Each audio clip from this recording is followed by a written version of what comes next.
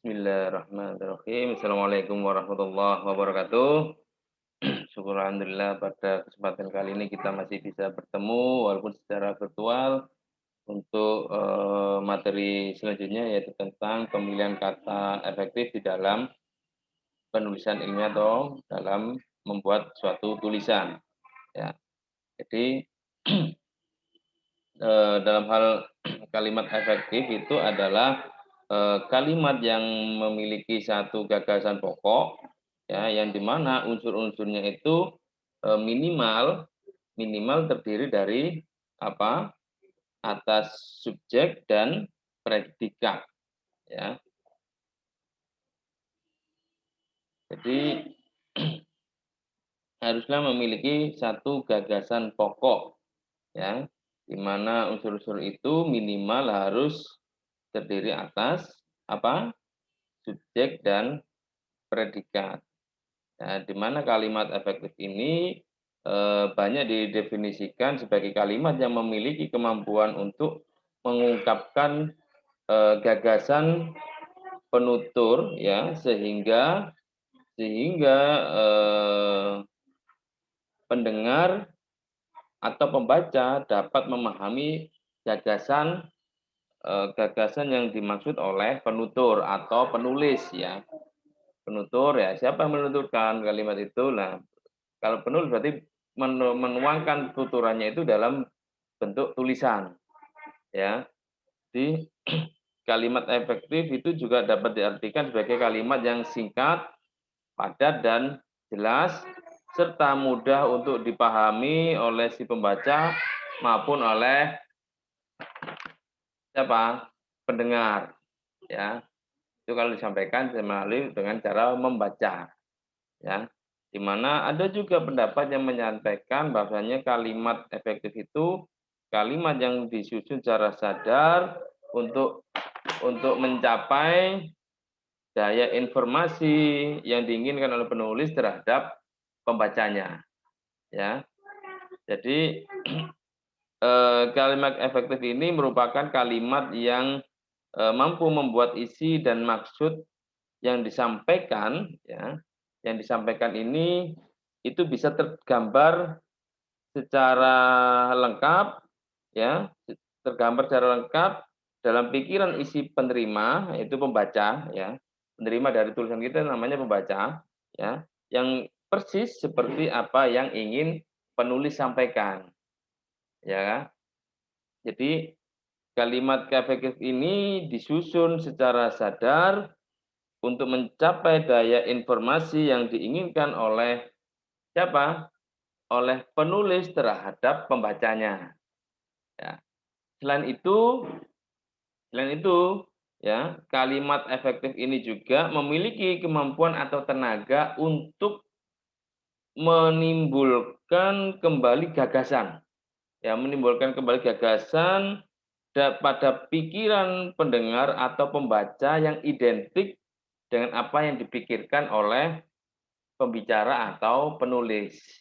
Ya, jadi bisa bisa menimbulkan suatu gagasan yang timbul, ya, yang timbul dari pendengar atau pembaca yang di mana gagasan ini identik dengan apa yang dipikirkan oleh pembicara maupun oleh penulis itu, ya. Dan gagasan dari kalimat yang dikatakan efektif, ya, kalimat ini bisa dikatakan efektif apabila berhasil menyampaikan pesan, gagasan, perasaan maupun pemberitahuan yang sesuai dengan maksud si pembicara atau si penulis itu, ya. Jadi untuk penyampaian ini, ya, penyampaian ini harus memenuhi apa? Memenuhi syarat, ya, sebagai kalimat yang baik tentunya, ya. Yang baik itu seperti apa? Yaitu strukturnya sudah benar atau belum, ya. Pilihan katanya sudah tepat ataukah belum, ya. Hubungan antar bagiannya ini logis atau tidak. Dan juga ejaannya ini pun harus benar. Nah, ini bisa dikatakan sebagai bentuk dari kalimat efektif, ya. Jadi bisa disimpulkan bahwasanya, kalimat efektif adalah kalimat yang memiliki potensi, ya, yang memiliki potensi untuk menyampaikan pesan, ide, gagasan, atau informasi, ya, secara utuh, jelas, dan tepat kepada pendengar atau, pembaca, yang bisa membuat pendengar maupun pembaca itu dapat memahami maksud yang diungkapkan oleh pembicara atau penulis yang sudah sudah menggunakan kalimat efektif dalam, tulisannya, ya. Kira-kira apa saja ciri-ciri kalimat efektif itu, ya. Ciri-ciri kalimat efektif itu adalah memiliki unsur-unsur penting atau pokok, ya, yang ada di dalam setiap kalimatnya, ya. Yang kedua, adanya taat kepada tata ujaran ejaan yang berlaku, ya. Menggunakan diksi secara tepat, yaitu penggunaan atau pemilihan kata yang tepat, ya, diksi. Lalu menggunakan, kesepadanan antara struktur bahasa dan jalan pikiran yang logis dan sistematis, ya. Menggunakan kesejajaran bentuk bahasa yang dipakai, ya. Melakukan penekanan ide pokok, hemat dalam penggunaan kata, dan menggunakan variasi di dalam struktur kalimatnya, ya. Dan ini juga, ciri-ciri ini kalau dijabarkan paling tidak memiliki, struktur adanya kesepadanan, ya, eee, kesepadanan dan kesatuan, ya, lalu ada kesejajaran bentuk, ya, kesejajaran bentuk, lalu ada penekanan, kehematan di dalam mempergunakan kata, lalu ada namanya kevariasian, ya, kevariasian di dalam struktur kalimat. Nah ini, ya, di dalam kesepadanan dan kesatuan, ya, itu syarat pertama bagi kalimat efektif ya adalah mempunyai struktur yang baik, ya. Yang artinya, kalimat itu harus memiliki unsur-unsur subjek dan predikat, ya. Objek ini keterangan dan pelengkap, lalu dari situ akan melahirkan sebuah kepaduan arti yang merupakan ciri kesantunan di dalam kalimat. Ya, misalnya misalnya ya, ibu menata ruang tamu tadi pagi. Ya.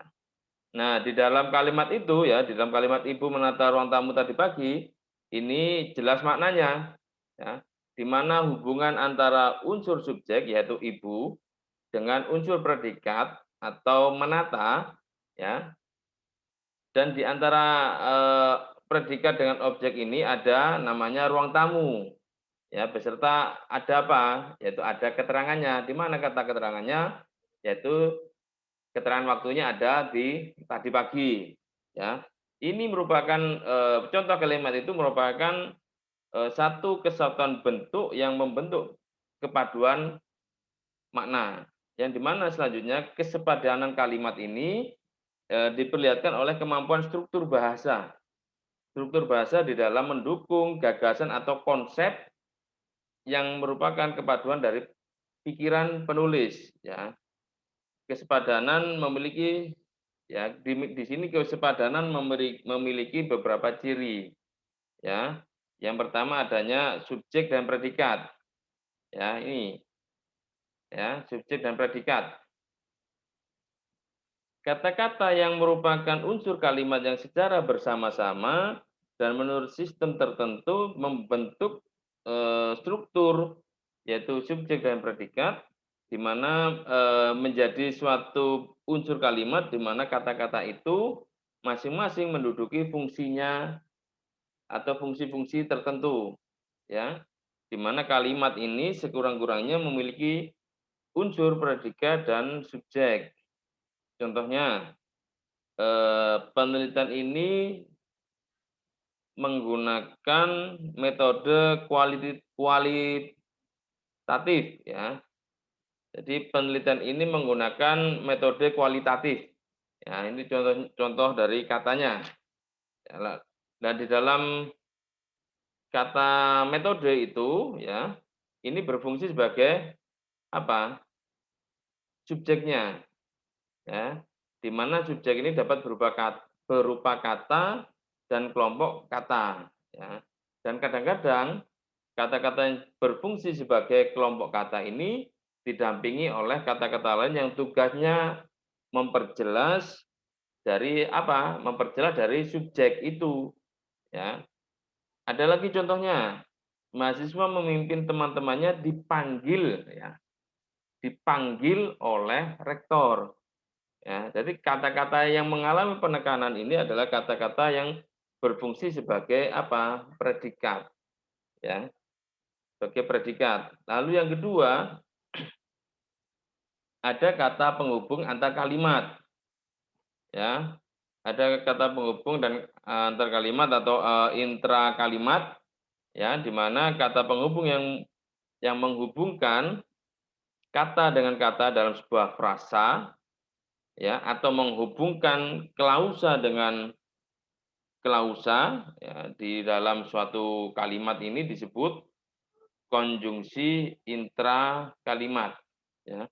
Saya ulangi, jadi kata penghubung yang menghubungkan kata dengan kata dalam sebuah frasa atau menghubungkan klausa dengan klausa di dalam sebuah kalimat itu disebut konjungsi intra kalimat.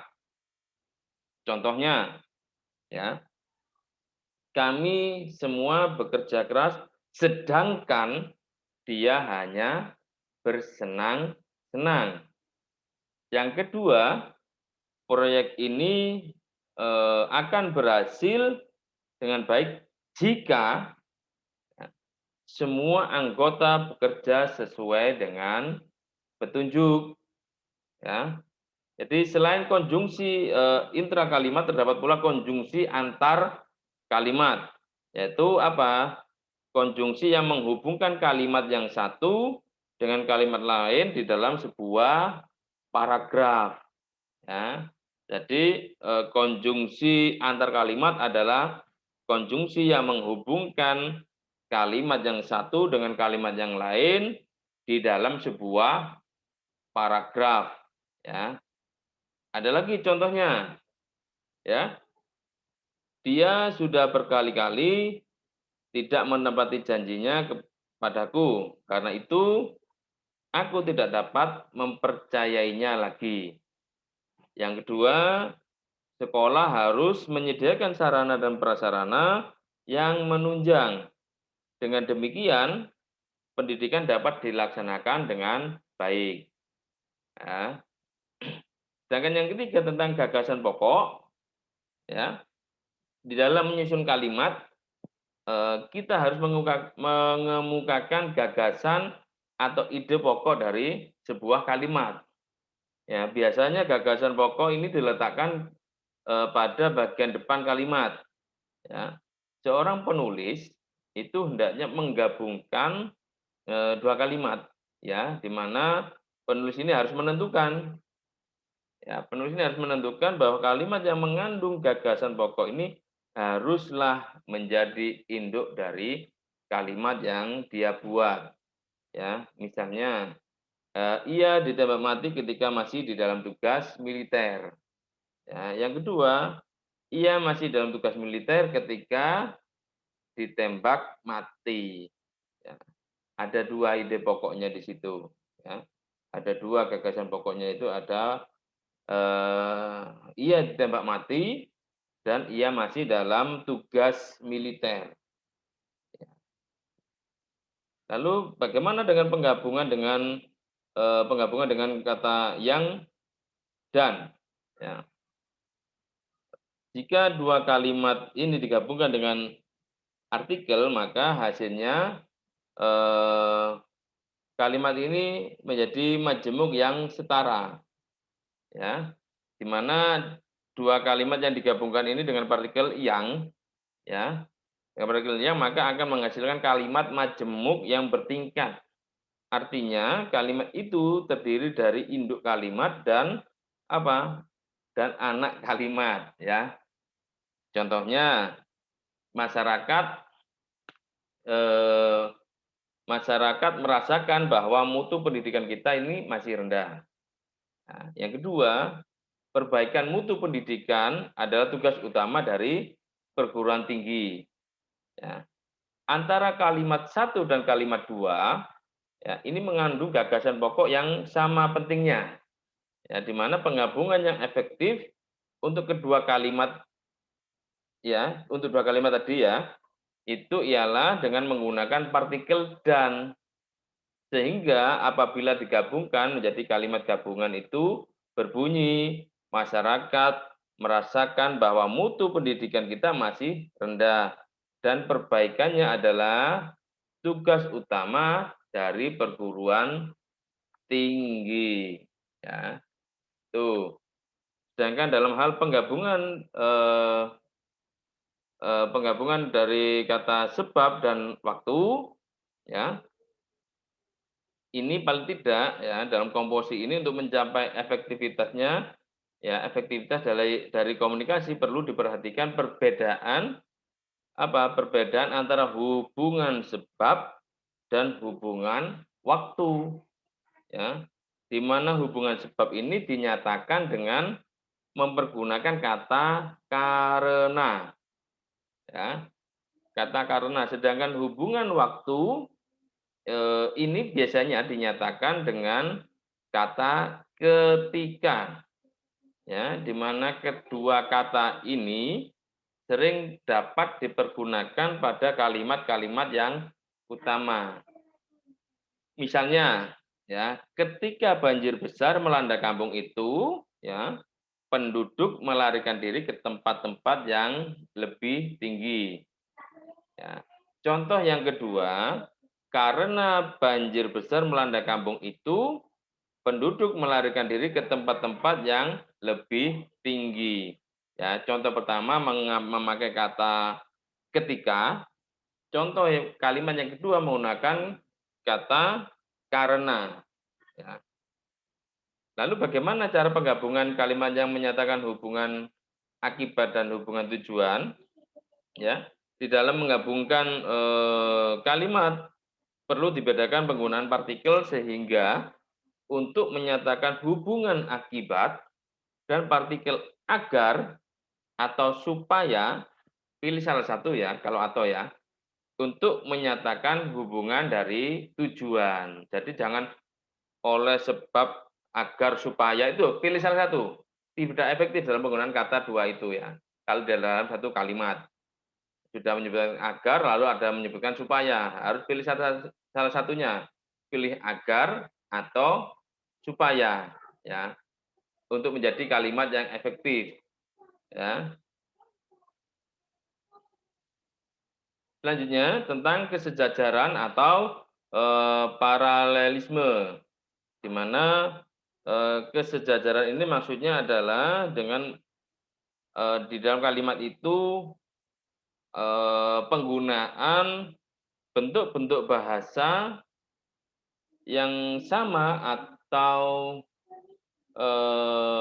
konstruksi bahasa yang sama yang dipakai di dalam susunan serial ya. Jika sebuah gagasan atau ide di dalam kalimat suatu itu menyatakan dengan frasa atau kelompok kata, maka gagasan-gagasan lain ya, gagasan-gagasan lain ini menjadi sederajat yang harus akan dinyatakan dengan frasa ya. Jadi jika sebuah gagasan ini di dalam suatu kalimat dinyatakan dengan kata benda, misalnya bentuk pe, an, dan ke, an, ya, maka gagasan lain yang sederajat harus dengan kata benda juga. Ya. Demikian juga halnya bila sebuah gagasan dalam suatu kalimat ya, dinyatakan dengan kata kerja, misalnya bentuk me, kan, atau di, kan, ya, maka gagasan lainnya yang sederajat harus dinyatakan dengan jenis kata yang sama, yaitu kata kerja. Di mana kesejajaran ini, ya, paralelisme ini akan membantu memberi kejelasan kalimat secara keseluruhan, ya. Contohnya, penyakit Alzheimer alias pikun adalah satu segi usia tua yang paling mengerikan dan berbahaya. Sebab pencegahan dan cara pengobatannya tidak ada yang tahu. Nah, di dalam kalimat itu, ya, di dalam kalimat yang contoh tadi itu ada gagasan yang derajat, ialah dikata mengerikan dengan berbahaya dan kata pencegahan dengan cara pengobatannya. Ya. Jadi bentuk yang dipakai untuk kata-kata yang sederajat itu di dalam kalimat contoh yang saya sebutkan tadi harus sama, ya, harus sama atau secara paralel, ya, sehingga kalimat itu kita tata kembali menjadi sebuah kalimat seperti penyakit Alzheimer alias pikun adalah satu segi usia tua yang paling mengerikan dan membahayakan. Mengerikan dan membahayakan sebab pencegahan dan pengobatannya tidak ada yang tahu. Ya. Dan ini kesejajaran dalam kalimat atau penggunaan bentuk-bentuk yang sama untuk menyatakan gagasan-gagasan sederajat yang terdapat di dalam satu kalimat akan mendukung keefektifan kalimat yang dibuat, ya. Jadi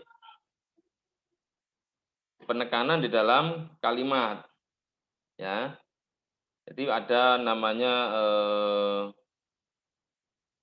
ini, ya, bentuk kesejajaran tadi, ya. Jadi hal ini dimaksudkan untuk mendukung keefektifan di dalam membuat kalimat yang disusun oleh penulis atau pembicara, ya.